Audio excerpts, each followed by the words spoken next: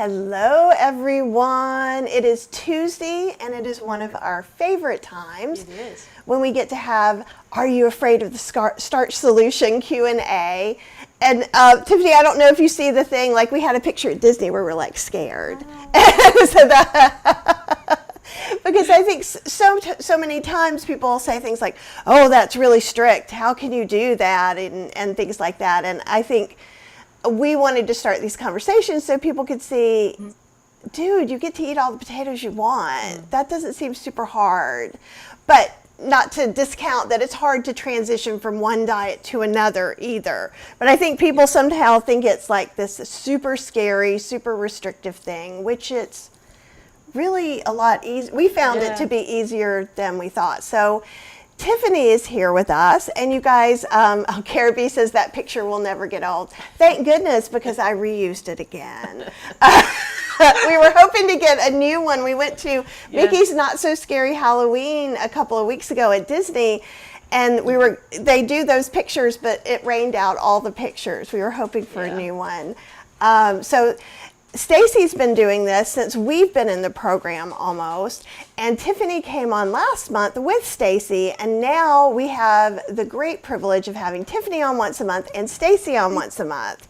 So yay, and yay for all the different ways things can be said, right? Because sometimes it takes a lot of repetition for things to get in, at least into my thick skull. Maybe not yours. But so Tiffany, why don't you introduce yourself for people who maybe haven't met you before or didn't show up last month? Absolutely. Hi, everyone. My name is Tiffany Hobson. I am the Vice President of Operations at Dr. McDougall Health and Medical Center. I've had the privilege of working with the McDougalls for over 23 years. So if you've ever been to any of our older residential programs at the Flamingo Hotel, the Advanced Study Weekends, the Celebrity Chef Weekend, we even had done a few just more intimate weekends of just the McDougall staff, along with, we used to do a few maximum weight loss programs.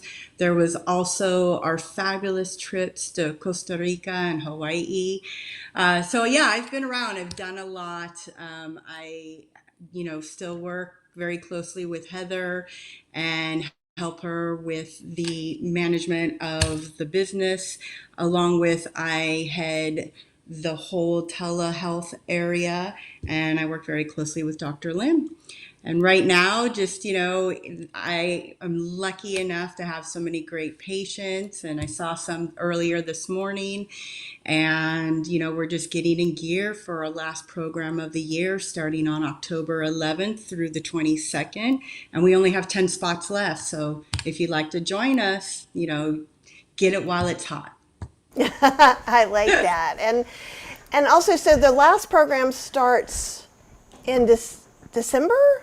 Or no, the last one's in October. October. 11th through 22nd. I'm so sorry. No, y'all, okay. I'm a little spacey today. So thank you for repeating that, Tiffany. I was typing an answer over here and listening. So that's what it gets you. That's all I have to say. Absolutely. So October, and that's, did we take it in October? No, we took it in July. See, the mind is going today. I stayed in bed really late today, so I'm just kind of waking up. So tell us, so I always talk about the program a little bit, and also down in the show notes, you have a link to the Dr. McDougall website. You have a link to the kind of the free program, which is more of like, it's a DIY program where you're reading through things on the site. And so if you can't afford the program, if it's not covered in any way that works for you, one of the great things is the McDougalls provide that information. So you can either start and give it a try, or if you can't afford it, it's not unavailable to you, which is amazing. Yes, and the free program was updated. So do you have the updated one? I probably don't, but you'll shoot it to me after this, and I'll make sure to update this. Absolutely. That would be great, because one of the things that I like, because it's so, we were talking about this, about basically, I think with Stacy last time, because it's, I said something like, you don't have to eat organic pumpkins that grew in your backyard that a baby raccoon slap on. Because it seems like sometimes these things get like, oh, but you can only buy organic food from this specific area, or you can only have this, and the program is made for every people. It's not meant that you have to spend $1,000 a week on your food to be able to eat healthy. Absolutely. And not only that, but if you come through our program, organic, that word isn't usually used that much. It's hard enough just to get people to eat a starch-based diet with fruits and vegetables. If you throw out, organic, non-GMO, and you keep layering and piling on one thing after the next, then for somebody that unfortunately is on a lower income, you are basically condemning them to bad health because they can't afford it. And we have to remember, that label organic, that originated from California, and I believe it was Oregon and Washington, where there was a standard of practice to get it. And then years later, the federal government came in and made it, a federal thing, so that you have to pay the federal government in order for them to go through, test everything out, make sure you're doing it under their guidelines, and then they hand you the title of organic. And there are a lot of farmers out there that, they just really cannot afford that, but they do organic practices.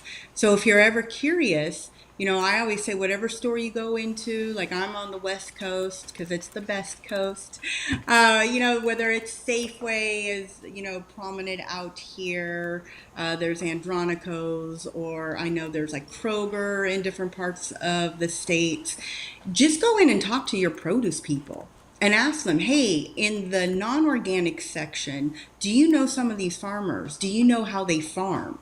Because you could save a lot of money. And another very untapped resource is if you go to drmcdougall.com, scroll all the way to the bottom, and you'll see on the right-hand side, I believe, it will say forums. You should tap into our forums. It is basically novel after novel after novel of information. And Jeff Novick, our dietitian, he has a great write-up on the difference in price of organic versus non-organic. Now, there are a couple of things that I might always make sure I buy organic if I'm not growing at home, like strawberries, just because they're usually very heavy sprayed. But again, this is why you go and you talk to the people that work in the produce department, or if you go to farmers markets, get to know the farmers, find out exactly how they farm and their practices. And these things can save you a lot of money.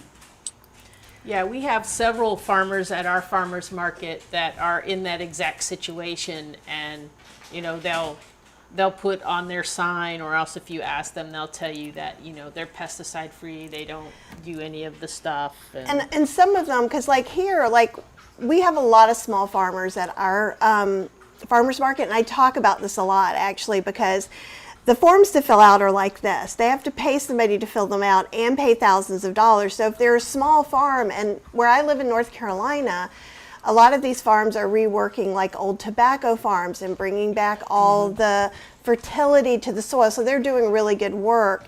And they will tell you if like this was a bad year for X. So yeah, I had to spray for this, but also they'll remind you that when it says it's organic, realize too, that doesn't mean it wasn't sprayed with anything. It was sprayed with organic approved things like chrysanthemums. And when you think about whole food plant-based, a lot of times you think, oh, I want the whole thing. Well, chrysanthemum is kind of like what we wouldn't include in our diet, so you still have to wash all that produce and don't just pick it up and eat it and things like that. That was a misconception I had for a long time. And I wanted to say, Beth F says, hello to all. Ooh, it's so teeny. Wait, come here. Come on up here. My. I don't know why it's that teeny, but we're making it big so everyone can see. Tiffany, VP, were you director before? If I'm remembering that right, congratulations on a well-deserved promotion. Thank you. I was operations manager for a very long time. So basically, the VP is just the official title of everything I was doing beforehand. And, that's just it. So I appreciate Wrapped it. up into Thank one. you. Just wrapped up into one. That's awesome. And Beth says Dr. McDougall Forums is an awesome resource. I love Jeff Novak's emphasis on evidence-based recommendations. Absolutely. And if you guys have some questions, pop in questions because we can get to those today as well. We were talking about, Tiffany was like, do you have a topic? And I'm like, well, Cheryl got laid off, so maybe we should talk about stress and having, when life throws you a curveball, kind of to keep things going. And what are some really, things that she's seen that's helped people? And then we were even talking past that. It's like, well, we're getting close to the holiday season, and there's Halloween candy, there's all the pies at the family Thanksgiving and beyond. So I think we can talk a lot about that as well. Yeah, I mean, the first thing I did, once the stress level hit top level, was I started looking around for junk food to put in my mouth and started craving junk food and just wanted all that comforting feeling thing. So I would love any advice you have to give on how to get that comforty feeling, but still be on plan. Well, first, I always like to do my own disclaimer. I am not a registered therapist or psychologist, but I do read a lot on the topic, and I'm thinking maybe one day I will go back to school for it. What is in this really big cup is tea. And what I think is an untapped resource is when we're feeling that need for comfort. What are things that comfort us? Usually it was grandmother's cooking, or maybe, you had a mom that cooked, or a really nice hug from somebody, that you really love and cherish, and just crying it out. Those are good things. But the problem when we cross over to use food as a stress relief is that we are misplacing, in my opinion, what's going on. And what is going on? Okay, well, we're throwing something, layoff, death. I mean, there's some major stressors out there. And we're looking for something. And for some people, you know what? You just need to cry. Others take a pillow, scream into it, punch it. I mean, having physical activity is really good. If you start finding that you're walking through your kitchen on radar alert for, is there an M&M that somehow missed, and it's in the corner, that's the time that you need to separate yourself out. Because what your body is doing, it's an automatic response system. How have you handled stress in the past? And if you do something enough times, it's good old Pavlov's dog. You will train yourself to do anything, good, bad, or indifferent. So it's just something you're used to. And it's really hard to kind of snap yourself out of it and go, whoa, whoa, whoa, whoa, whoa. Kitchen is not where I should be right now. Weather permitting, go for a walk. Even if it's just go outside on your front porch and breathe or pray, whatever it is that brings you to center, that's what you need to do. Because if you're really stressed out and you're eating, that doesn't change the situation. And it's a reason why I like tea, because tea gives you that hand to mouth. You're putting something in you. It's warm, it's comforting, it's soothing, but you're not putting in all of this extra fat and calories that you would if it were just mindless eating. Correct. So I always tell my patients, make a list. Like, what are things that make you feel good? Because food should not be one of them. Food is not a reward system. And I tell this to my daughter all the time when she goes, "Ooh, if I do this, can I get this?" And it's like, yeah, no, that's not food. A reward is something, hey, I'm going to buy myself something that I don't usually buy, like, a handbag or some expensive soil for my project in the backyard, something a little different, or even maybe going on a small little vacation or a spa day or putting some money aside and saving it. Those are all different, really good rewards, and everybody is different. You just have to tap into, hey, what's your thing? And with food, I think because, I don't know how old everybody is watching this, but, I'm 50, and I remember my two sets of grandparents, all different cultures, and they also had different philosophies. So on my maternal side, they would feed me until literally the cows came home. And I'm not lying. And this is why always had like a little extra weight. I mean, it was like, oh, eat, eat, eat.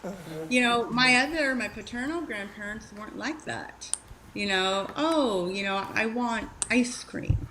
Oh, you can have fruit. Oh, I'm not that hungry. Guess you're not. I mean, it was very cut and dry. Like, this is what you're going to have, and there's no in between. And when you get used, especially as an adult, where, hey, you are your own boss, you can do whatever you want, you have that freedom of choice, nobody's taking that away from you. But sometimes giving in might seem like you're making a good choice for yourself because you want to do it and you're going to do it. But in the end, that inner child winning isn't always the best choice to go with, because there is freedom in restriction as well. And there's freedom in being able to stop yourself during a thought process or a motion of you about to do something, and stopping and asking yourself, wait, what am I doing? Am I really hungry? Or is this just to appease me right now because I'm trying to bury some emotion in me and not deal with it on a healthy term? Does that help? Oh yeah, yeah. Because I think that there is a little bit of that burying going on with me over the past few days. So yeah, it's if the weather wasn't so bad in North Carolina right now, we have the unnamed tropical storm system, Literally, it is unnamed. that is wreaking havoc on the entire state. I would be out every morning, crack of dawn, walking, 3 miles at least. But one of the things that we've talked about, so I think I like what you're saying too, and I think for me, sometimes I have to think, okay, you're trying to satisfy that inner child, but that inner child isn't saying, feed me things that are going to make me feel bad. That inner child is saying, I don't feel good, comfort me. And I think that, like, one of the things that a comment, let me come over here, Beth F. was saying, I think emotional eating, stress, sadness, celebration, all of those is a well-entrenched habit. Recognizing that as a habit helped me start working on it and ask myself, what do I really need right now? And I find sometimes because when we don't feel good, we kind of shut down. And most, well, I don't know, I won't say most, my inner child, needs were not fulfilled, which is why she is still with me. So a lot of times when stress would happen, that's when I would be more emotionally abandoned. So when stress starts happening, I start feeling like I'm going to be emotionally abandoned. Mm-hmm. And you kind of turn to whatever can kind of stopgap that. But if you and I totally agree, because I am not a therapist either. Apple used to be, who's on here. He'll probably have something great to say about this. But it's more about kind of trying to tune in and go. So for me, a lot of times when I'm feeling that, I have to go, I got this. I've got that. I say the things that I wish a grown-up had said to me. Like, you don't have to worry about this. We've got this. Do you need to sleep? Are you thirsty? Are you really hungry? Let's take care of those first. Because it's not that you can't stress eat if you're full, thirsty, or whatever, but sometimes that takes the edge off. It's like if you drank a whole bunch, you're more likely to eat more. And I feel like if I'm stressed and like yesterday, I did not drink enough water. at all, and I can tell today, and I think it throws me off a little bit. It's not the same way as waking up with, if you had a bunch of martinis or something, but the more you pay attention, the more you notice those subtle changes, I think. Would you agree or disagree with that? I agree. I think that if you're in tune to yourself, you know yourself, and you know yourself better than anybody, no matter who says they know you that well. You know yourself, because those inner thoughts you don't share I with don't know what anyone. And though, I I think just what's made something really go hard. away. I don't know if you saw that or not. Okay, Like, wow, I'm so sorry. Give me just one. Let me get. absolutely. I literally did a scroll on the mouse and then our background disappeared. So let me go to scenes. This is the thing I'm least good at. No, okay, it should have been locked. Ooh, I bet I can do Command Z. No, I can't. Okay. Oh! There it is. Lock it. Yeah, that's what I'm going to do. I'm going to lock it. Locked. Okay. Now we can continue our conversation So without sorry. like our heads sticking up at the top of it like giant Godzillas. Yes. But I think that you know yourself better than anybody on this earth. And when things happen, I always try to think about, how am I going to deal with this? And I've had some really horrible things happen. So look, with a job ending, especially if you've been fired, it's a little degrading. It's somebody basically saying, "Hey, thank you, but no, thank you. You're not needed," and that kind of rejection hurts. It really does. And one thing that I would say to anybody that has gotten fired is, you need to take a good hour to just sit and write down all the amazing things about yourself, because you're already in that more of that upsetting, depressive state. And if you allow your brain to take and run with that, you're just going to go down this really bad spiral. But if you can actually take it and go, you know what? No, actually, I am really great. I know IT, and how many people in the world, including me, big time, do not. I wing it, and I'm happy I'm winging it, and everything works. But, I think that you should validate yourself, because we look for validation from other people. And we forget that one of the most important validations you can ever have is the one from yourself. And so definitely, doing that. As for the hurricane that is not named, you know what? I am standing. Like, I like to kind of move around. There's no way I could see patients for anywhere from 5 to 8 hours straight and sit down at all. But when I'm at home, if I have, a TV on in the background or music in the background, I like to kind of move, fold laundry. So even if you're homebound, you can still stand in front of your TV and walk in place.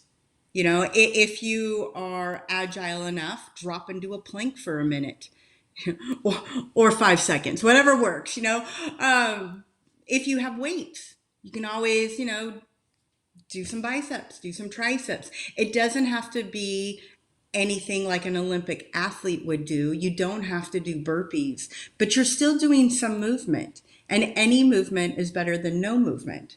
This is why a lot of people love like yoga and Tai Chi. It's slow, it's steady. You can do it anywhere. And it really does recalibrate your energies and your focus.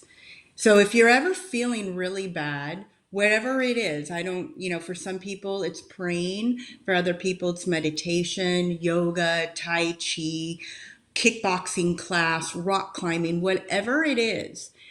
If you actually change the trajectory of going down the spiral and going, I'm going to go out rock climbing, you will be a complete 180 different person by the end. Now, will it have solved your problems? No, but at least it takes you out of the moment for you to breathe and come back to center.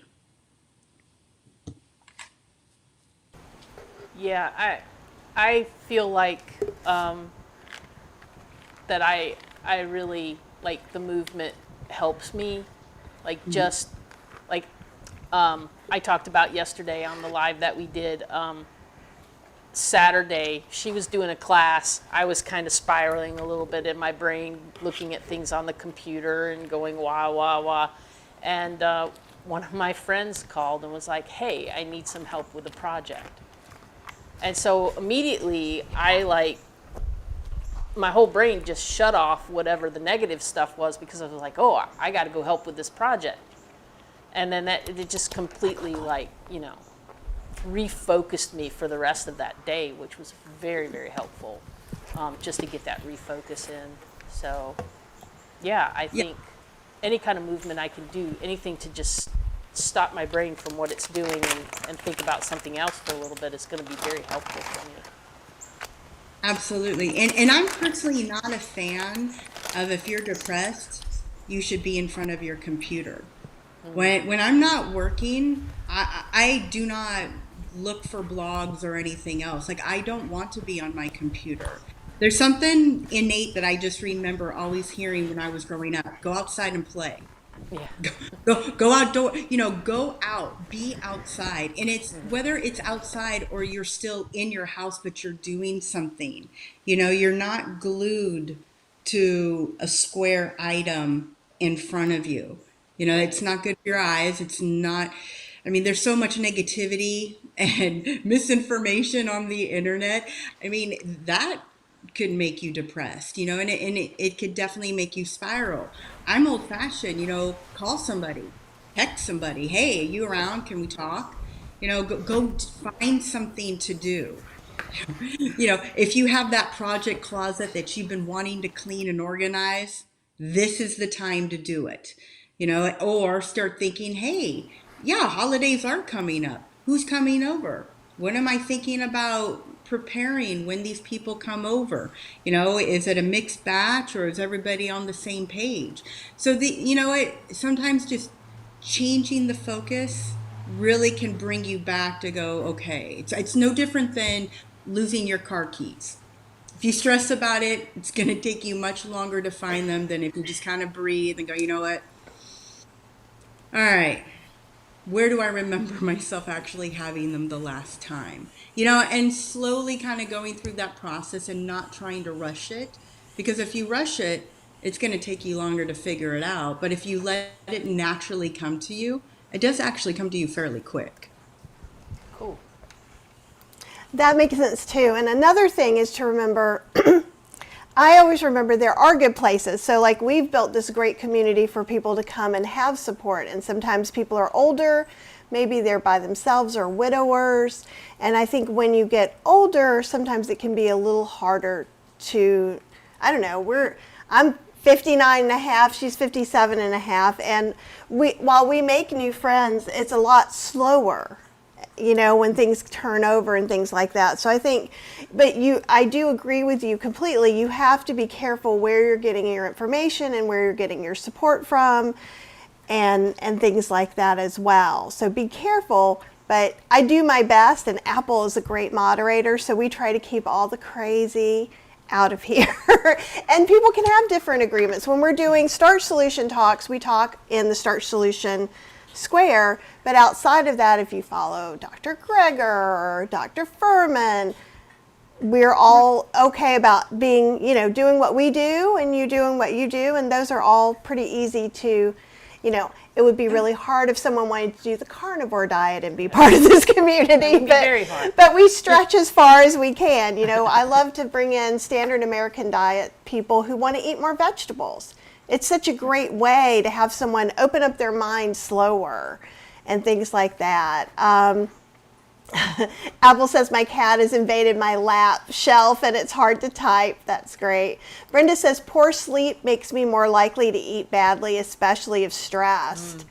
Yeah. And I totally agree with that too. Do you want to address sleep at all?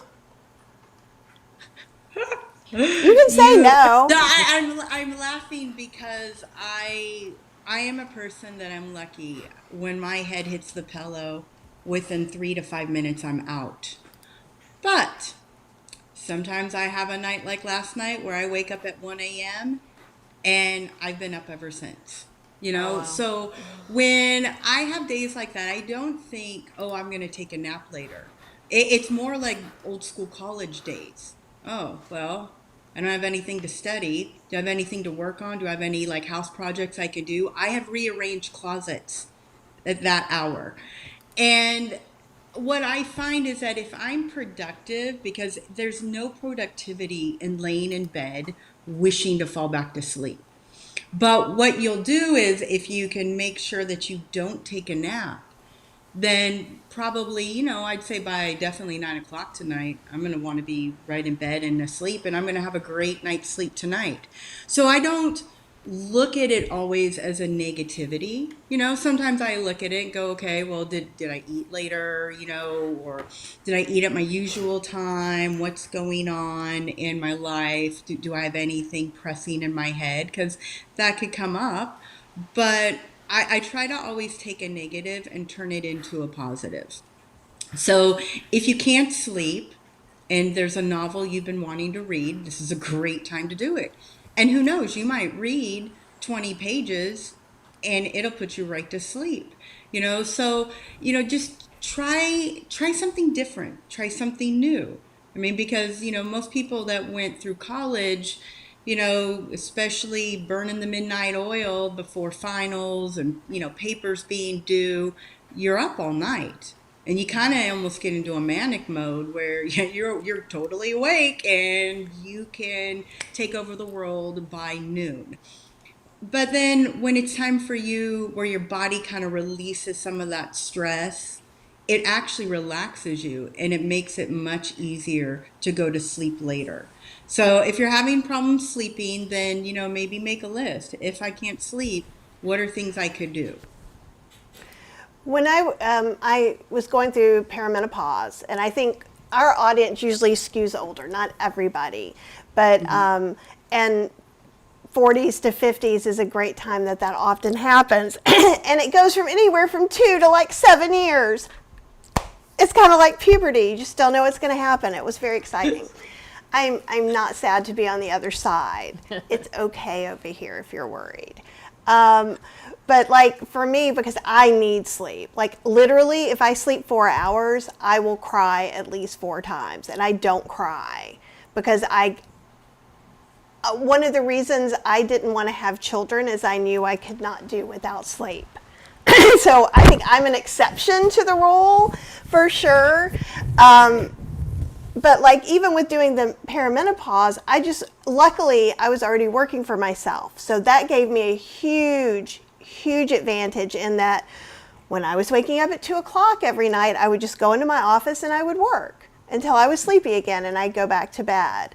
And I think the worst thing you can do, or the worst thing I can do certainly, is sit there going, I have to sleep in 10 minutes because I have to get up in 4 hours. I have to do that, and the more you do that, it's like, oh, I'm never going to go to sleep. So when I was working a regular 9 to 5 kind of job, it was much more difficult for me. And different people, oh no, Apple says her sleep pattern is shattered because bed bugs have invaded her co-op. Not in my suite yet, but it's still affecting my well-being. Oh, if it was in my neighborhood, it would affect my well-being. So I feel you, and that's hard. And Brenda's saying, being old, it is the bathroom breaks that interrupt my sleep. Then at 3, I can't get back to sleep. Yeah, quite a few people have mentioned bathroom breaks being an issue. And that was kind of my issue last night, too. Oh, I'm the best. I can go to the bathroom as many times as possible as soon as my head hits the pillow. Like I have some way that I don't make myself wake up all the way and still don't kill myself. And so I've worked on that throughout the years. Ronnie says, I don't have any trouble falling asleep and take frequent naps. Unfortunately, I wake up every 1 to 3 hours to use the bathroom. So another bathroom doesn't get solid sleep. Mm-hmm. And I will tell you this for me, and this is what they tell you not to do. it's when and I'm watching TV in the evening, winding things up. That's a lot of times I will drink a lot of water. So my bathroom is my fault, and I'm very aware of that. I did drink a lot of water yesterday. Because we didn't drink enough water during the day, which is another reason to hydrate all day long so you don't mess yourself up. But other people do end up having medical issues, I think, where you end up going to the bathroom more as well. I have no answers to that except to just try not to wake up all the way, which is not helpful at all. So do you have anything helpful about that, Tiffany? I think there's no way anybody's going to get to sleep, as you had stated, if you say I have to get to bed or go back to sleep in 10 minutes because I'm waking up in like 3 more hours. It's a vicious cycle. So it's like meditation. If in meditation a thought comes in and you're trying to push it out or you're engaging it, it's just going to get worse and worse and worse. In meditation, if a thought comes in, you should really kind of watch it like a movie and let it do its thing, whatever it is. Do not engage. You're not a part of it. And eventually it'll leave. And then maybe you have 5, seconds of nothing. And maybe something else will come. But that's what I always tell my daughter if she wakes up in the middle of the night and uses the restroom and then she can't go back to sleep. I say, okay, well, let's close our eyes. Let's just rest our eyes. I take sleep off the table because that's what my grandmother did to me when she wanted me to nap and I didn't. She'd say, no, we're just going to rest our eyes. So we go to rest our eyes. All right.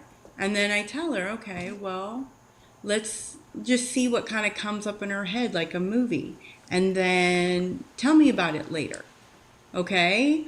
And she goes, okay. And usually this actually gets her right to sleep. I mean, within, 20 minutes. But it's a process. It's like anything brand new, you have to work at it. It's not going to just happen overnight. I agree with that totally. And so one of the things that over decades that I've done too is create a habit of like, I always go to the bathroom right before I crawl into bed to go to sleep. So it's run its course now that if I read a really good book and I'm like, okay, I'm going to stop and I'm going to go to bed. So I go to the bathroom again. So if I keep reading, I'll go to the bathroom like a ridiculous amount of times. But it signals to my brain, oh, we went to the bathroom. It's okay to go to sleep now. Yeah, it's okay to go to sleep. And I think it can be anything. It can be, you have a tea an hour before to kind of wind down, or just I think having a habit can be helpful. But like when things strike, like I've certainly, like breakups or job losses or different things like that can really make it hard to calm your mind down. But like one of the things that we're getting ready to start doing today is doing some restorative yoga, which is kind of like it's meditation, but it's not. And it's a good way to start when your mind just can't You got him? Okay. Sorry, Max is having some little exciting things happening today. But just to kind of see what works for you too. And sorry, Max is coughing. He's okay. He's just old now, and so he's having some issues, just in case anybody's worrying. Yeah, Tracy says, yep, me and the potty are now married. I feel like that too. Kathy drinks a huge amount of water and herbal tea, so I accept that I'll be up once or twice at night. 98% of the time I'm able to go back to sleep almost instantly, and I see that as a win. So that's what it is for me. And Angela from Boomer and Beyond Wellness is here. Speaking of exercise, we've got a couple of exercise videos with her, and she's going to be doing something special for us. She is a personal trainer and works with Boomer and Beyond. And lets me, I'm kind of on the cusp. Jeremy is a friend of mine, so he knows that Dr. McDougall is not a coffee fan, so he's making a joke, always have a coffee before you eat in the morning. So just so everybody knows, I know he's joking. Do you want to talk about coffee since that's come up? Yeah, it's black. It's fantastic. It's something that I enjoy coffee. And I was very lucky, like in Hawaii, Costa Rica, when I've been to Europe numerous times. I like it. I do. I really do.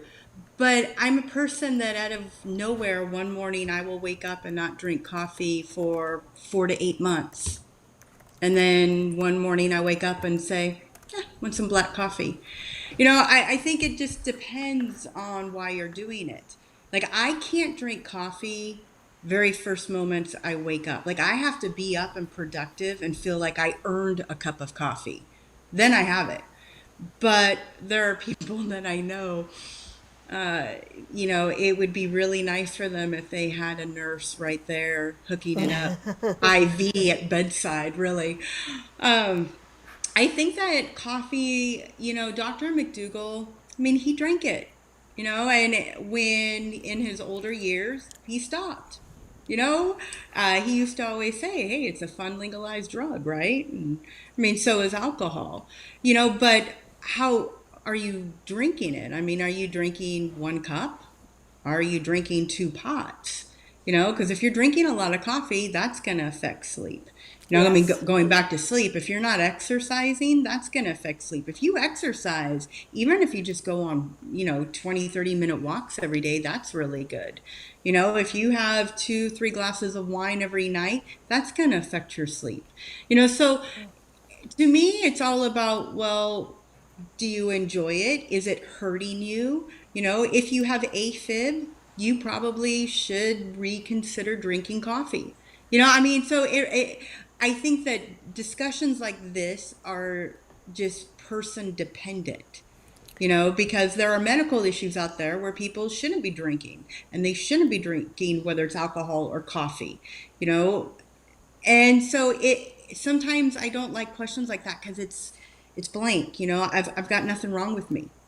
I'm waiting for menopause to knock on my door. I'm still waiting. I don't know when it's happening. I wake up every day thinking, is today the day? I don't know. But, but if I had some issue with me, if I had, uncontrollable hypertension, AFib, or, anything else, then, coffee to me wouldn't be worth it.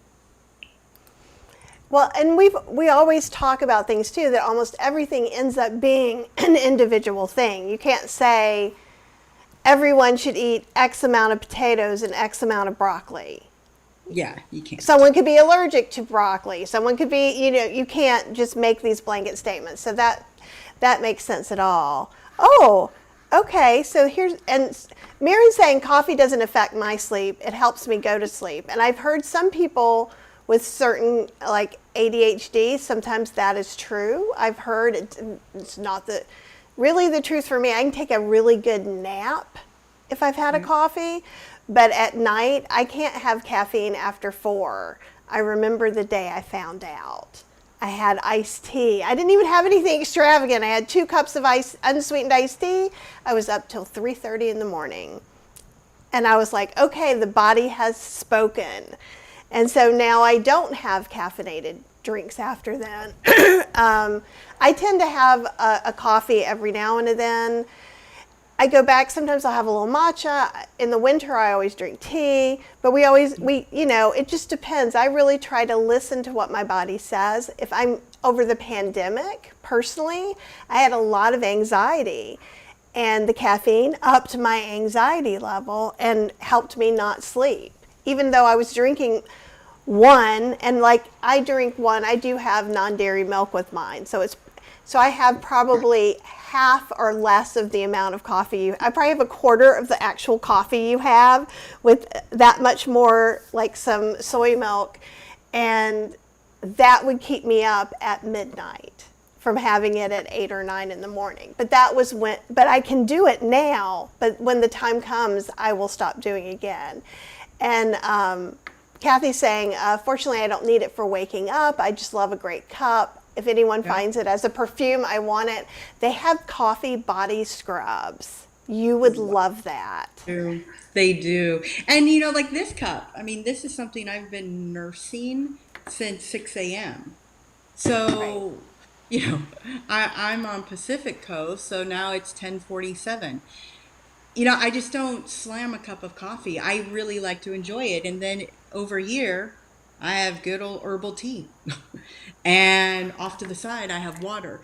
So I enjoy coffee, but I don't make it my life. I think any time where if you wake up all the time and you're thinking, oh my God, I need my coffee, I need my coffee, it might be a food for thought.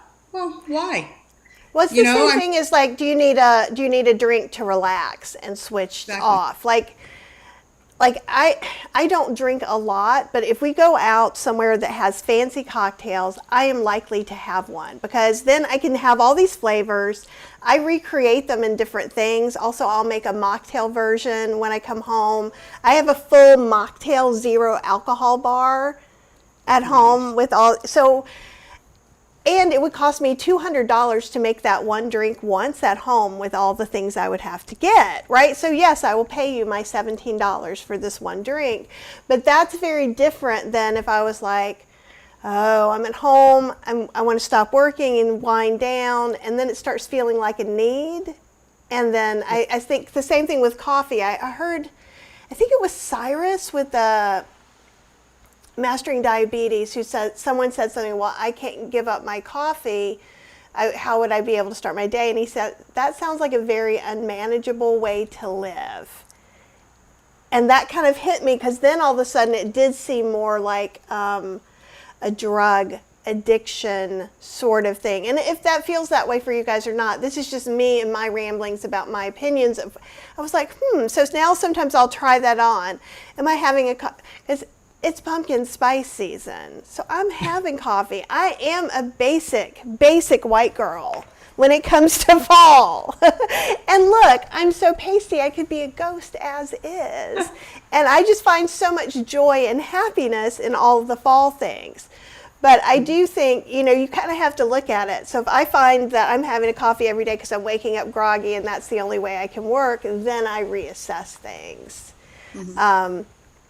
But it'll be interesting to see how other people do. And Kathy's also mentioning substitute is chicory, cinnamon, and roasted dandelion. Dandy blends, I use Ticino a lot.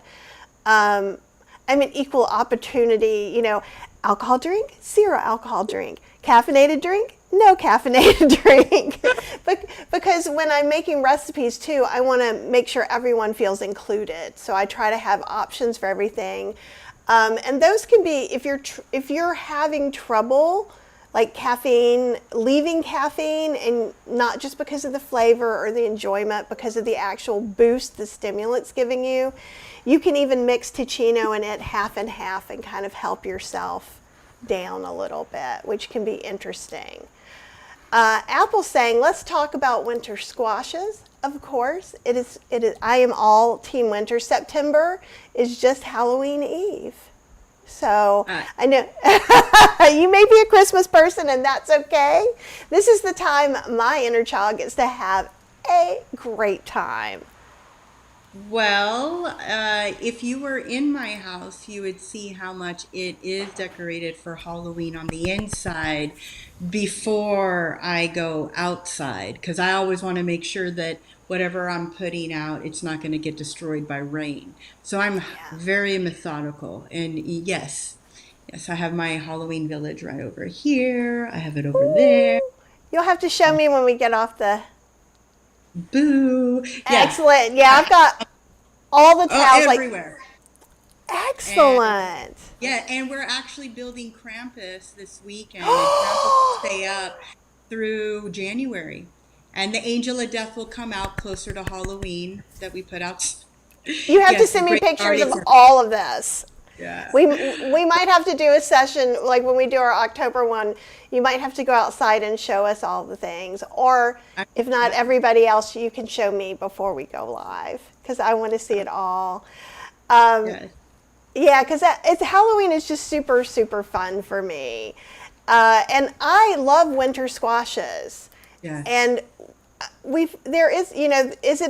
Apple wants to know, is it a satiating starch? For me, they are, but how about other people? So that could be really interesting, because we do get a lot of questions about that, because pumpkin is kind of close to sweet potato, but not exactly. So what's your kind of info on that? I think it just depends on the person, to be honest with you. I mean, I tried liking spaghetti squash. I can't stand it. I'm not trying anymore. Kombucha, I can't get enough of. We actually had a pumpkin patch, and we just cut our pumpkins big, and we've got 12 altogether. Ooh. And we have, here, I'll show you. Hold on. These are the two I have in the house because they were our first cuts. So Oh, so pretty. that one, and then we have this one. Really cute. Um, some of these though I carve. We're really big carving pumpkin family. And I like going to pumpkin patches. Like, we don't just go to one. We go to numerous. Because I like to see what kind of pumpkins, and a lot of pumpkin patches will actually sell different squashes there. So I'm always learning about a new squash that I had never even thought of. There is a particular green squash, and I don't remember the name of it, that Mary McDougall would buy it and just roast the seeds, and they were amazing. But because I don't remember what the name is, like, I've never roasted pumpkin seeds at home or with my daughter, because we like to cook more than just roast some seeds and then eat it. Because I'm still trying to teach her at her young age all about calorie density. I think sometimes she's even better at it than I am, because she really listens. And so for her, seeds, not really a big thing. She's not a big fan, so I don't make it.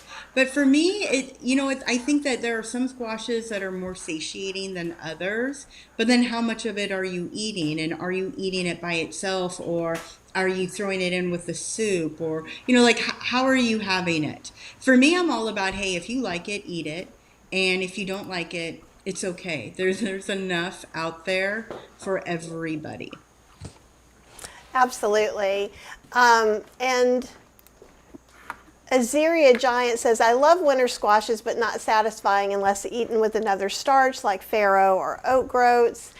And I do agree with you too, because there's a place a couple of years ago I went, you know those big garden trailers they have at Lowe's, right?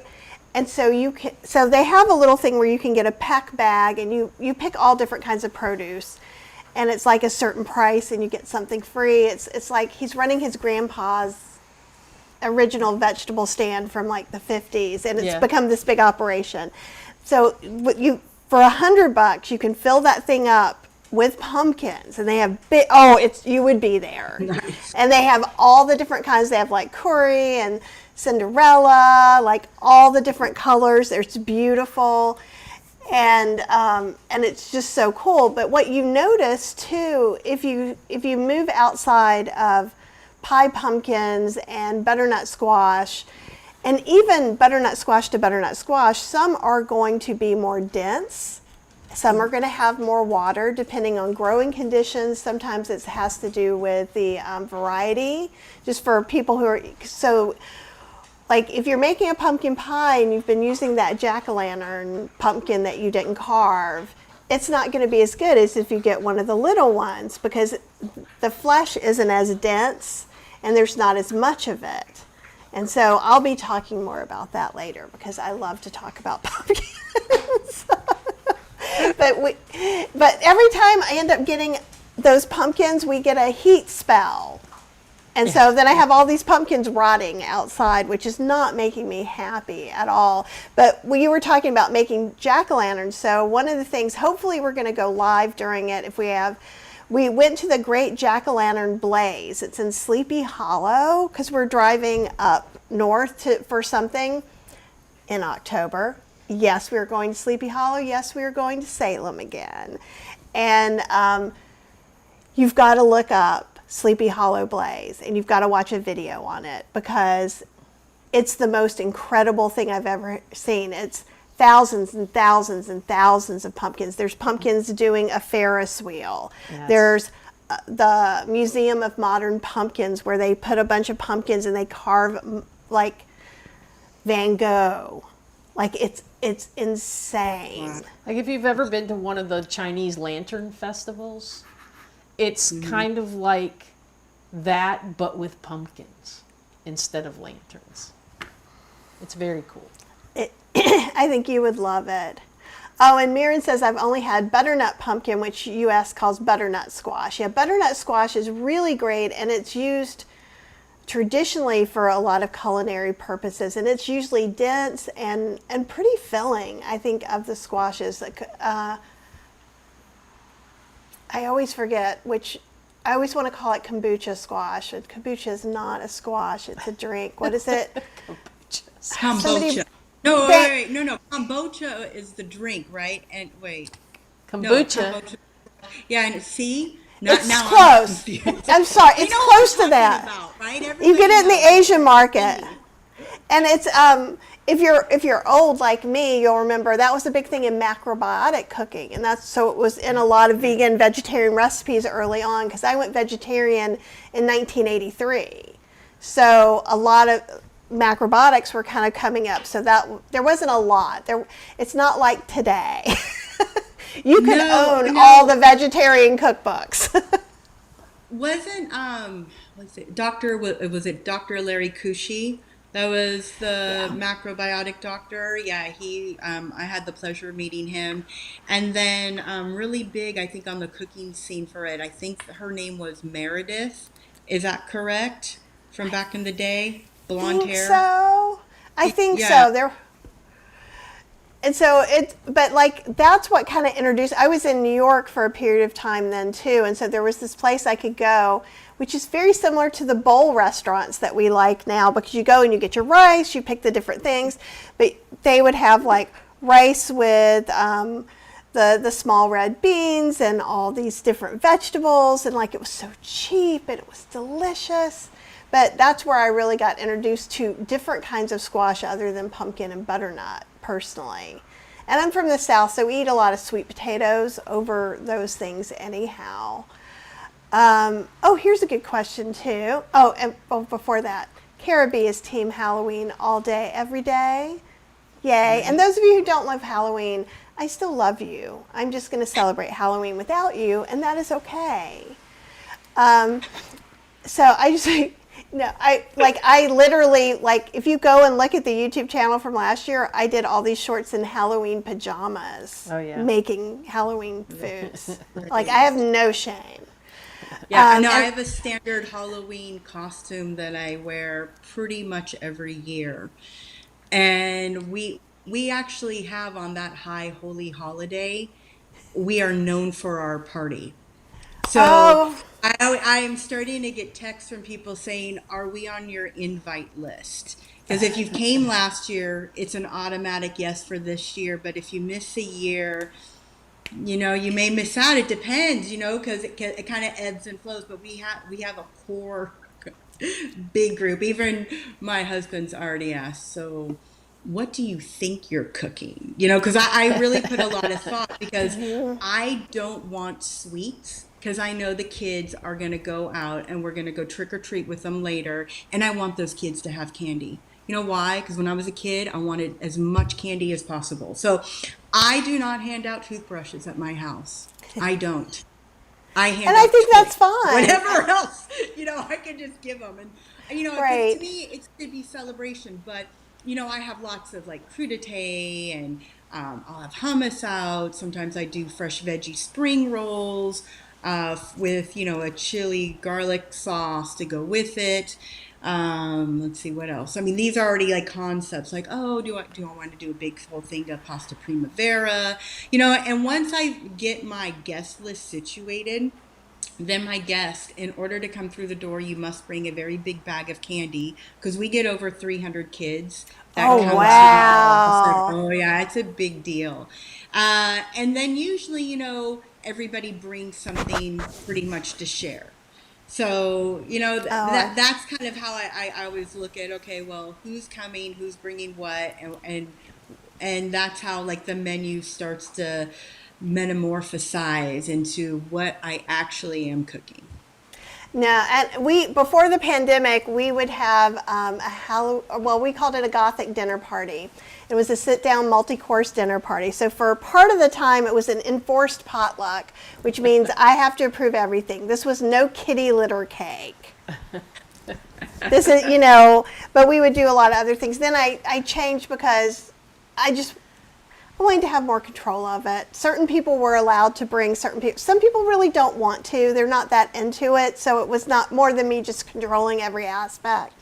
But yeah, it was a big thing. And so like, if you didn't want to wear a costume, hey, why do you want to come to my party? You don't, because I don't understand, but like so one person, a couple was like, well, we may not dress up, and I'm like, we will have costumes, and they will not be nice.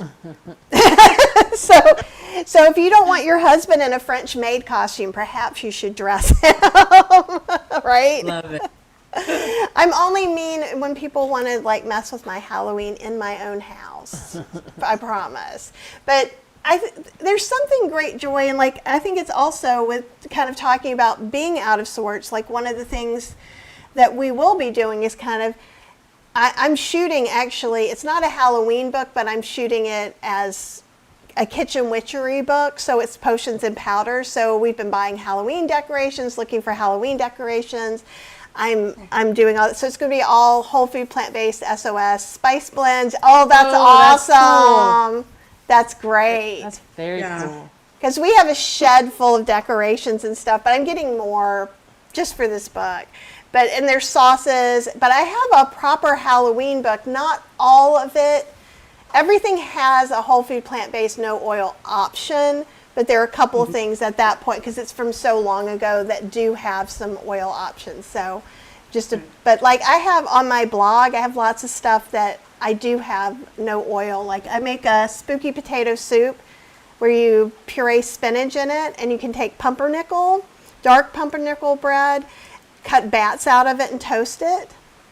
Nice. And that looks really good. I have one that looks like a swamp monster with a red pepper. That's a fun one. I have like stuffed zucchini mummies, individual coffin loaves. But I've done like sauteed wild mushrooms with smoked paprika and like some kind of cornbread skull on top in a cauldron. The deviled potato eyeballs. Yeah, and I have a bunch of deviled potato eyeballs. One has like an avocado mousse, so it looks even spookier. But those are whole food, plant-based. And we'll be doing, you guys will see some of those on the channel, and I will tell you, what things work and don't work. And this past year, I made a pumpkin caramel that's a date-based. It's like dates and pumpkin and spices and things. It's great just as a spread or in your oatmeal. And Dipping apples in. Dipping apples. I put a spoonful in my coffee. Right? And so it's, for me, sometimes with certain things, because we're going to go over to holiday season too. Sometimes for me, it's okay. Like we also had someone said, yeah, those faux coffees, the grain coffees, they don't do it for me. So I just have my coffee, and that's fine too. But if I can often find it in between. Like for me, it's all those spices and warmth and the depth of the pumpkin. And I don't really need it to be from Starbucks and full of high fructose corn syrup. Like it's not like, oh, I must have the thing that I had when I was a kid. I can have something kind of close to it, and I'm okay. And kind of like what you were talking about coffee, I think it's okay. Like you can pick your poisons. Like if you have one pumpkin brownie from your aunts, then maybe that's fine if it fits in with you and your health and things like that. And we were talking before we came on, because oftentimes I feel like sometimes people see the Starch solution as being restrictive, but I think it's more of like these set of rules that you get to grow around what's going on with you. Mm-hmm. Would you feel? Well, I think a lot of people forget this isn't all or nothing. There's a lot of people that slowly start to change. I mean, I myself when I met Dr. McDougall, like we were talking about, I think the last time. I didn't know who he was. I had no idea diet had anything to do with health, and here I was just, my early 20s. So for me, I gave up everything I just didn't care about. Meat, yeah, whatever. I didn't really eat it anyway. And milk, can't stand it. I'm glad it does not do a body good. Thank goodness. I mean, literally, it was just, it was this transition. And I think that, there is a lot of miscommunication when you have somebody from one camp saying, oh, no, you have to do it like this. And then somebody from another camp that isn't ready to do that. And you're going to lose the people from this to even meet you halfway, if not all the way, by being in front of their face and trying to have them, swallow the Kool-Aid. It's not, you can't expect that of everybody overnight. Right. Yeah, I could think not that's agree a very more. unreal expectation, but most of the people I know in real life, they don't eat this way. Most of the people that know me in real life don't know who I work for. I'm not going to go into it with them. I do make food. I bring it. They love my cooking. May I have the recipe? And then they absolutely are in shock. Like, why? No oil? Really? Really? No butter? No. Right. And that's just how I do it. I mean, my next door neighbors, diehard carnivores. I love them to death. They're the sweetest people in the world. They go hunting, they go fishing. They're really great. That old school American. But man, every time we're going to go over to their house, I get a small list of, hey, can you make this, and this? Because their daughter-in-law is vegan and everybody wants my cooking. So it's like, yeah, we all can, coexist. And because she's vegan, she gets to they eat more vegetables, than they would. But, the old school, that sad diet was always something. There was a starch somewhere, a vegetable somewhere, and then like a protein somewhere. Yeah. So in reality, it's not that hard of a jump, but for somebody that has absolutely no idea how to bridge that gap, it's like crossing a continent.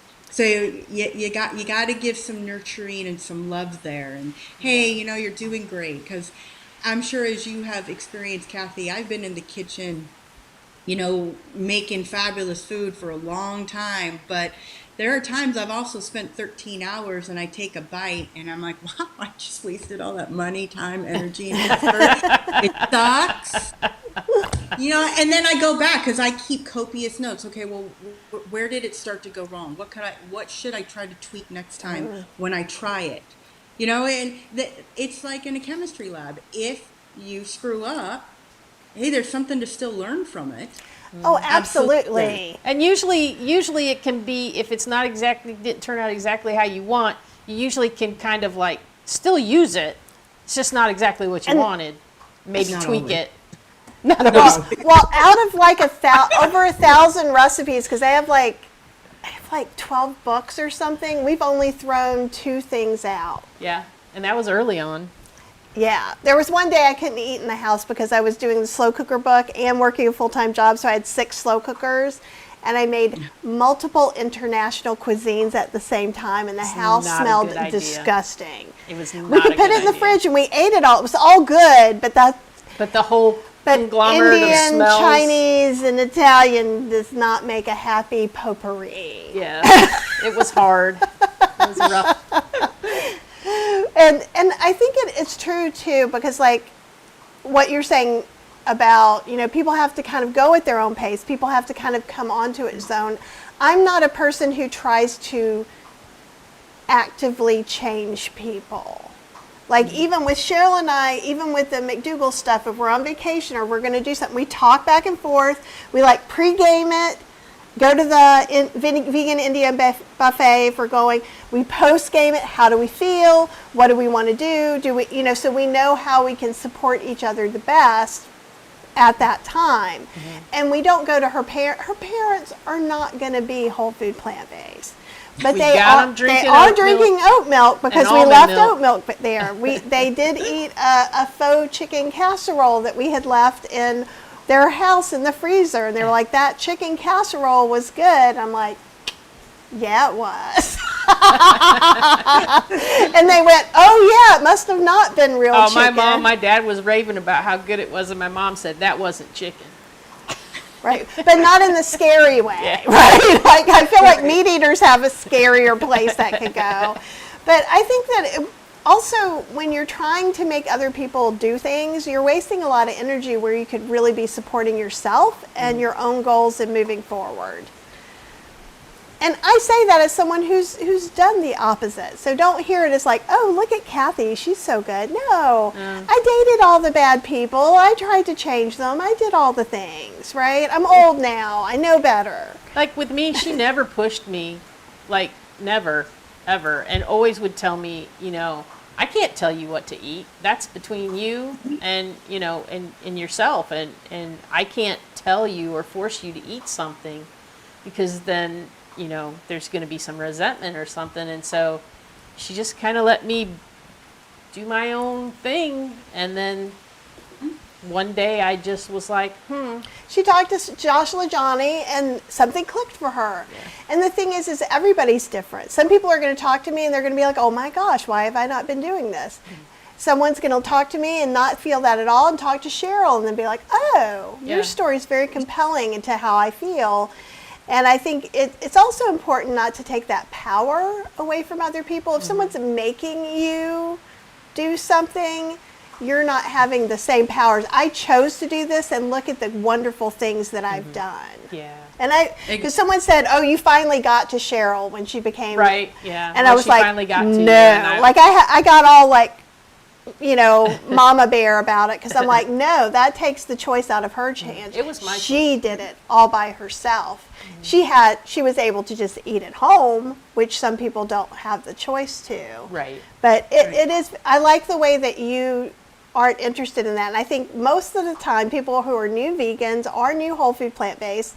And we saw it in our McDougall cohort as well. Like people, we have a morning talk and everyone's like, now how can I get my sister or my mother or my whoever. And it's like, and all I was thinking was, I paid a lot of money for this program and I'm going to focus on me. Exactly. And when people say, oh, I'm really worried about a relative or a friend, what should I do? I tell them, have them come through our program. Don't try to change them. Just let them listen to the lectures and why eating this way is just a healthy way to go. It's also cheaper. Yeah. I In do. the life, I mean, lot cheaper right now. I do like glance from afar and look at the meats and go, wow, God. Or the cheeses. God, Dauphinoise shot up in price. Let me tell you. But but literally, I think if I had all of that plus what I already buy for my family, like my grocery bill would be astronomical. Oh, yeah. And so I always just tell people, let them come to it on their own. That's the most important. Just like when I first met, my husband, we knew each other for a good year and a half before we actually went on a date. And so when we sat down at a restaurant, he chuckled and asked, how does this work? Because he knew who I worked for. And I said, well, I'm not your mother and I'm not your warden. You order whatever you want. But if you're in it for the long haul with me, I eat a certain way. And by proxy, so shall you. And he said, okay. And it has always been like that. If we go to a restaurant and my daughter wants to try something, I do tell her, she wanted to try octopus. And I said, okay, we know what octopi are, right? In the sea, and I go really in depth with it because when she becomes a teenager, if she decides on her own accord to be 100% vegan, I never want her to come back to me and go, you didn't tell me what I put in my mouth. So I am very adamant of telling her that. That said, I have won out more times than I have lost on her trying something and going, oh, I'm like, yeah, fettuccine Alfredo is not mommy's butter sauce, So I kind of win on that, but because of my daughter, she's already converted a few friends that they don't, they shouldn't eat at McDonald's. And you really shouldn't eat yogurt. Like, it's like she explains to them in her little way, like why she just doesn't do certain things. And they're like, oh. And then their parents call me and go, my kid won't eat McDonald's anymore. And when they're a little miffed, I go, well, there's still Taco Bell, right? I mean, I don't want everybody mad at me. But, so I think that there's kind of an ebb and flow. And what I like now, more so than, 20 years ago, and it probably will be even better 20 years from now, is that at least it's out there and there is a discussion about it. But there's so many different labels. It's like back in the days with vegetarian. Are you a regular vegetarian, or are you ovo-lacto vegetarian, or are you a pescatarian? It's like you can't keep up. I can't. People ask me, well, what are you? I'm like, Homo sapien sapien. I go back to basics. Hey, I'm just eating in a way that I think is good for the environment and good for my health overall. So I think that if we continue these conversations and people become, more open-minded, will you convert every carnivore overnight? No, you won't. And I don't really think it's a realistic thing to say that you will ever. But can you get people to not eat as much like meat and dairy products? And I think that is a yes, but how you represent food and even yourself in certain conversations, that's really going to make it or break it for somebody else. So I always say just have compassion for everybody, including yourself, always. That's a great thing to say too. TS has a question.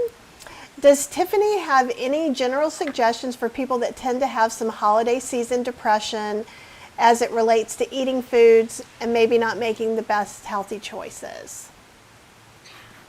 Know yourself and know when you get depressed. That I think first, that's what you have to deal with. Is it New Year's Eve? Is it at Christmas? Did something horrible happen? Did a loved one die? I mean, these are real things that, like I said, I am not a therapist. I'm not a psychologist. But I do think that if you don't have somebody in your corner that you could talk to and bare your soul to, you should find a healthcare professional. And not all of them are great, let's be honest. They're not. But you might have to interview 20 to 30 people to find, that one diamond in the rough that you do feel that comfortable with. And I say do that now before the holidays come in. As for food, if you know your vices, number one, don't have it in your house at all. At all. If you know that you could walk somewhere and go get something and that's a vice, maybe try to hide your own keys from you, or try to put something in place where you're already thinking about, how am I going to curb this when this comes on? And it's different for everybody. Like I said, I will always say, I'm not a therapist, I'm not a psychologist, I don't have the tools. I've known Dr. Doug Lyle for eons now. I think he's fantastic. I know he works with Dr. Jen as well. If you don't know Esteem Dynamics, check them out. They're esteemdynamics.com. Dr. Lyle has been working with the McDougall program actually longer than I have. So the only people that have more seniority at Dr. McDougall Health and Medical Center would be if your last name is McDougall or you're Dr. Doug Lyle. That's awesome. But I really think that if you start thinking about a plan, and let me give you a side example. With scuba diving, every diver knows, plan your dive, dive your plan. There is no in between, because when there's in between, that's why they have these great magazines to say what went wrong and why these people died, or what happened on a dive that didn't go to plan. And so I think that if you have your plan in place, or a couple of different ones, I mean, you've got to give yourself a couple of escape clauses. You know, well, what is it? What triggers you, and what do you go for? And in the realm of what you go for, how can you maybe make it different? You know, whether it's exercise, or maybe substituting like tea for food, or if it's food and it's going to be food, how can we make it just even a little bit healthier? And hey, you're not going to be perfect all the time. Nobody is perfect ever. And you're probably going to screw up a few times. And that's okay. That's the human experience. But the thing that we always try to do is, if you try to get back up and go, okay, next time I'm going to try to do better. Hey, just you saying that is already better than you not trying at all. I completely agree with that. And that was one of the things that we worked on with Stacy, and even Howard Jacobson. I don't know if you know him. We coached with him pre-pandemic. And the thing that I learned most valuable is the first thing we addressed was what happens when it doesn't work out, when you fail, when you do the thing you say you're never doing again. Because it's so easy to spiral from that, because then you feel helpless and hopeless. Absolutely. And I'm not going to eat a Skittle. I don't keep Skittles in the house. Skittles also make me, I don't know if it's the colors or what, but Skittles make her a little it's like nuts. crack. I don't know. It's like some sort of actual drug. I'm just like, ooh, ooh. So, I'm not having a Skittle.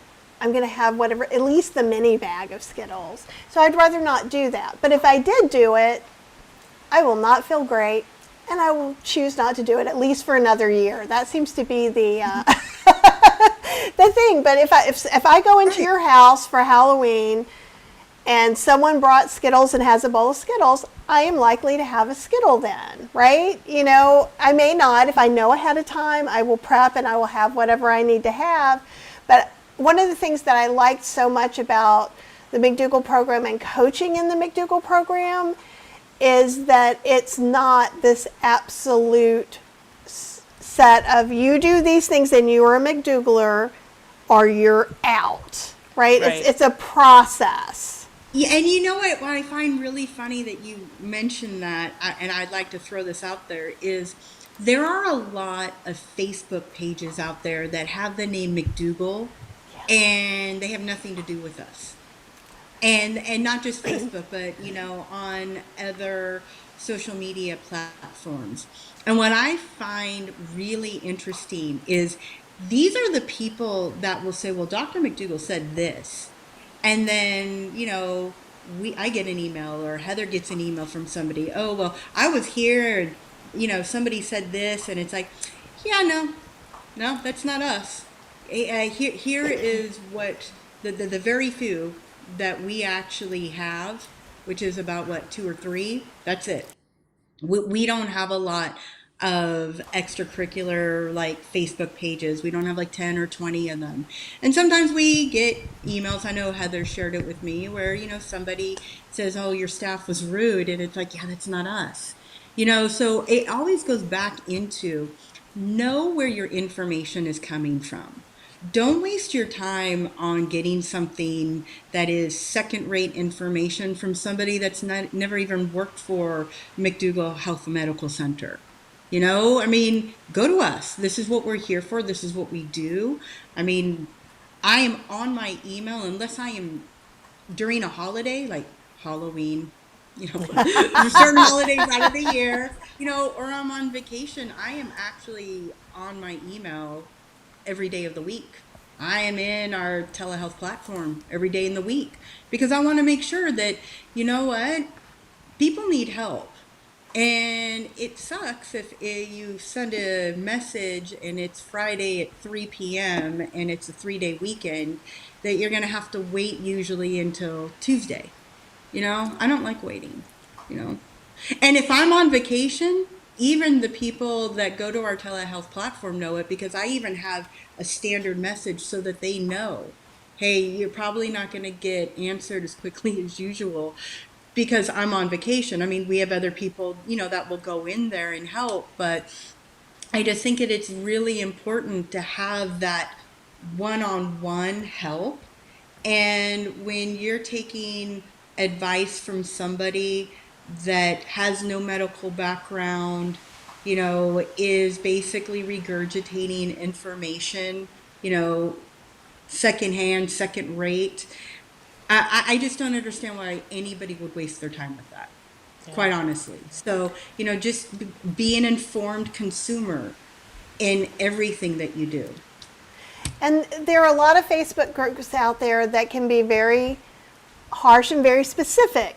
And I'm in a whole food plant-based no oil Ninja Creamy one that went kind of crazy because people are like, we don't want to be in these roles. And I'm like, well, then you don't need to be in the group. And you're going to find that other places. Like sometimes it's a general McDougall group. Sometimes it's a McDougall maximum weight loss group. So if you're going and looking those, I do agree, go to the source. But if you're in one, don't assume that the people there read the books. You can get the books at your library. The programs are online for free. There are some groups that are nice and supportive, and you have to kind of feel that out and see what's good. But I know that Well, a lot of arguments can start. all that stuff, forums and everything online, it's all just like a game of telephone. And at some point, if somebody changes the information, like they don't have it quite right, and then they pass it on to the next person, and then that person's passing it on not right. Like, and then that's where all the misconceptions get thrown out there and stuff, and then everybody gets into the minutia and starts just going crazy instead of just focusing on the simple things. Yes, and it's very easy. Like you look for support because like you said earlier too, most people don't have a lot of people eating this way around them. So it's natural to seek some things out. And like we're lucky we have a plant-based pod in Chapel Hill that kind of comes from the Campbells. The Campbells, and they're all over the country too. So are they perfect? Are they absolutely McDougall? No. However, if you don't have any people around you that are trying to eat whole food plant-based, it's a great way to meet some people that you can hang out with and talk to, right? And we go to the vegan Indian buffet is like twice a month. And then there's like a table of like 12 of us. And it's just really nice to kind of catch up, exchange recipes, their potlucks. I do demos and stuff there, and they have a virtual one. So even then, they're not trying to make you eat like Dr. Campbell. They're like, you're whole food plant-based, come on in. Yeah. We're good. So the internet can be very spiky, and you have to kind of be careful. That's why I work so hard to create a really safe space where we can talk about things and get information. And it's, everybody's kind of trained that we don't tell other people what to eat, we tell people what we eat, right? Because someone was saying earlier, I think it was Mona, I wouldn't be whole food plant-based right now if I hadn't used transitional foods. And Cheryl wouldn't either. Right. She transitioned through Impossible Burger King. And you know what? That's glorious. And Can't eat it now. She can't. She tried to eat one while we were on vacation. She was like, this is disgusting. I'm like, and if you love yours, that's great. No one's trying to judge you for what you do, but like people don't always see transitions. And I find in the Facebook group, even in my Facebook group, which has vegans and whole food plant-based people together, it's like a giant kumbaya in there. The only fights that have ever broken out have been about Impossible or Beyond. And I'm like, no, we don't tell other people what to eat. If you don't want people to eat Beyond sausage, or Impossible meat, you give them your favorite bean burger recipe. You give them links to your I love this, because it's not helpful. Oh, Stacy's here! Yay! Stacy says hello to 3 of my favorite ladies in the world. Hello. And loving this conversation. And Apple also put in a link to Dr. McDougall's site in the chat, so you can get in the chat, or if you're watching the replay, you go down to the description and click the little carrot thing. And Apple's saying, well, they're called influencers for a reason. It's not always a good reason. Right. And I don't love that, because I don't consider I'm a content creator, is the way I define myself. I do too many things to just be a recipe developer, but like my thing is, and I've told Dr. Campbell this too, like anything anybody eats, I can make whole food plant-based. And some people need help with that, and I'm there. So if you're missing traditional foods, I can help you find a version that'll probably fit. But you do have to be careful, because it's just like, I'm trying to think of the best way to say it, but like, you can't believe everything you read. I think that's the most neutral thing that I can say. Yeah. So you have to look and see, who is this person? Like most of you guys who hang out with us know that I bring in Stacy and Tiffany so you can get McDougall answers from them, because I may not always be giving you the perfect answer. We talk about what we do, and I try to be really specific. We do 95%, right? Like, and that's how we do it, and explain. We also don't try to be this pretend perfect. When we go to the vegan Indian buffet, there is some oil there, and we understand that, and we plan that out, and we make that choice. Because I think there are people out there who just kind of pretend that everything's perfect all the time. And y'all know that we're messy. We're We're so messy messy. human beings. And you know, it's funny, the perfect, I am not in that realm, and I am going to try to resurrect, to translate from German in my head to English. There's an old quote from Friedrich Nietzsche, which is, one must have chaos in oneself in order to give birth to a dancing star. And I think that there's a lot to be said about that, because it means that you're almost like a painting that has never going to be quite finished, because there's something to add to it.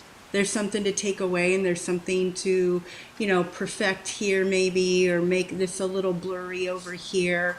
But to me, what that really shows is that you shouldn't stop trying to better yourself, in no matter what way it is. And for some people, it's listening. And for some people, it's better researching.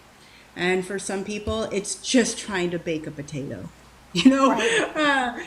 I think that this is really nice, because there shouldn't be animosity amongst people, especially with friends and family, when all you're trying to do, if you're eating this way, is just bettering your health.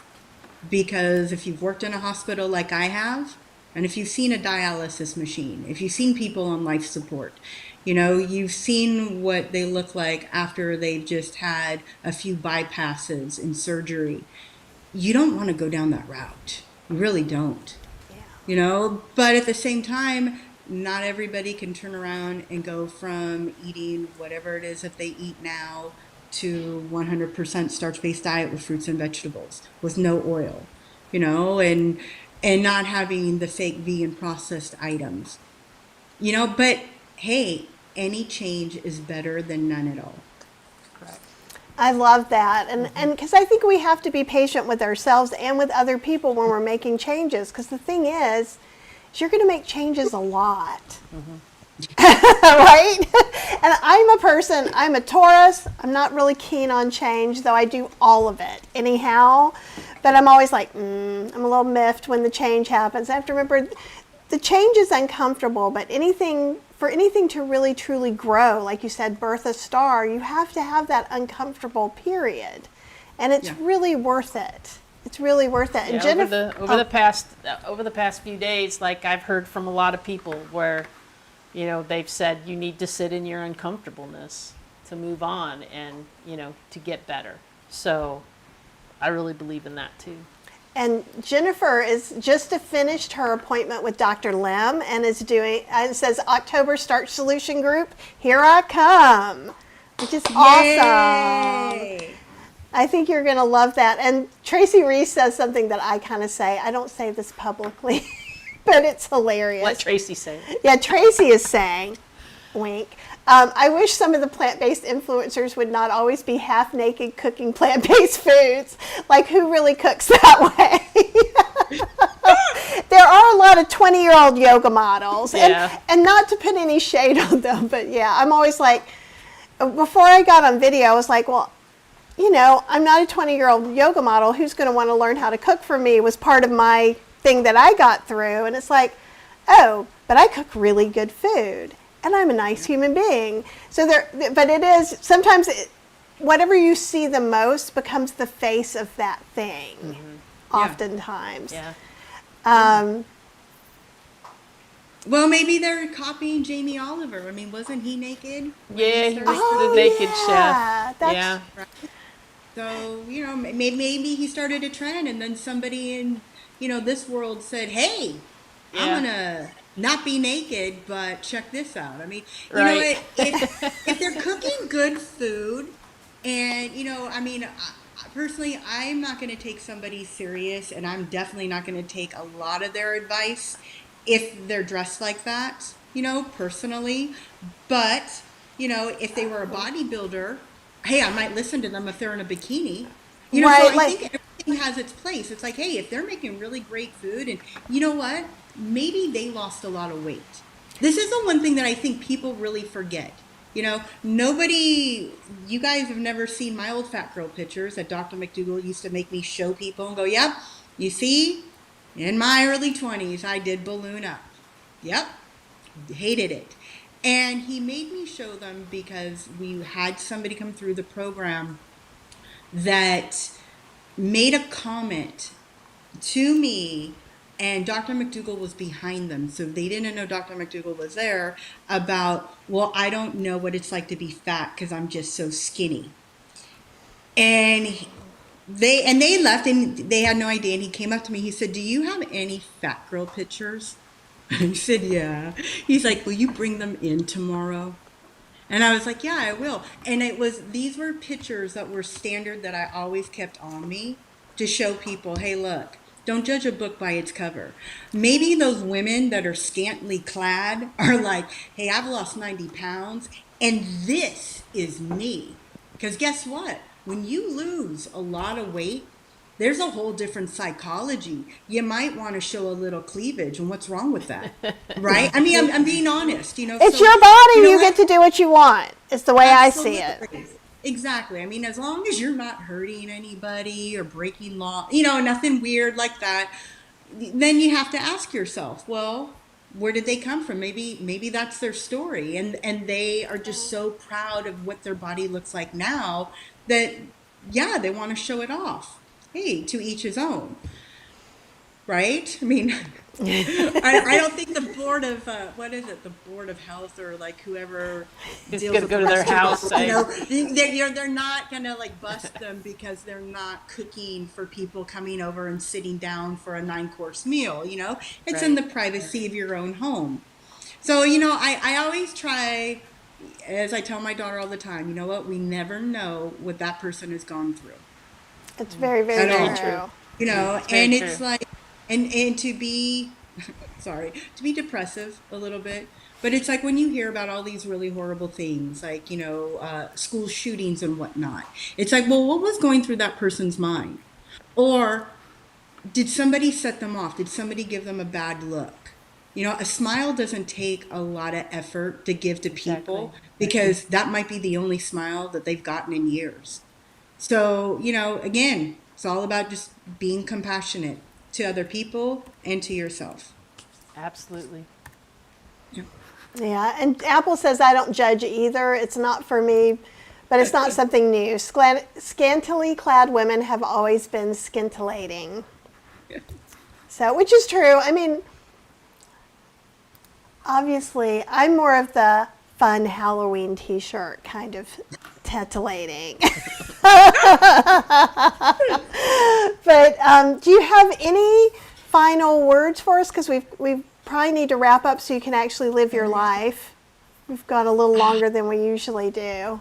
Yeah. No, just let's see, what did we talk? You know what? I think that knowing yourself and knowing your strengths and weaknesses, that is key for you being able to work on yourself while increasing more of the positivity in your life. Because everybody goes through something and not everybody shares, their inner turmoil. So if especially going into the holiday season, if you have certain triggers, I highly suggest, being able to talk to somebody and having exit strategies of, hey, if I'm going down this route, maybe I get in my car and I go for a drive to the ocean and I just look at the ocean, or maybe I go for a walk, or maybe I do some biceps, or I walk in place and I'm going to watch, whatever it is that you like to watch on TV, or read a book, or do something completely different and out of the realm. Just be safe, just have compassion for yourself, and remember that anybody that tries to do anything, they never, it is very rare they succeed the first time around. It takes people numerous times and even numerous years to get to where they are now. And even very, very successful people, they will always tell you there's still, why people will ask, why is that person still working? They're a billionaire, or they're very, very successful, because that's their drive. Because they want to continue being productive. They want to continue to try something new. And not everybody, that is successful, most of the time they failed numerous times. So, don't give up on yourself. You need to be, as I tell my 9.5-year-old every day, you have to be your biggest cheerleader through thick and thin. Because some days, that's the only cheerleader you're going to have. But at least it's somebody in your corner. Okay? And then That's next time on will be in October, and we can definitely talk about Halloween and the holiday season. Yes. That'd be great. And Beth says, great call today. Thank all of you for your wise words. And Thank you, Beth. thank you so much, Tiffany. I really appreciate it, and you, and sharing all of this knowledge and inspiring words with all of us. So thank you so much for taking time out of your day. Thank you. Oh, I appreciate you. Thank you so much. And Stacy says, love you, Tiff, my girl. So wise. Love All you right. too. All right, guys. We will be seeing you very soon. We're doing more lives right now anyhow, so I haven't scheduled them for this week, but there will be at least 1 or 2 more this week. You'll get it in an email or in the Heartbeat group. But for now, we're going to say goodbye and just try and be kind to yourself.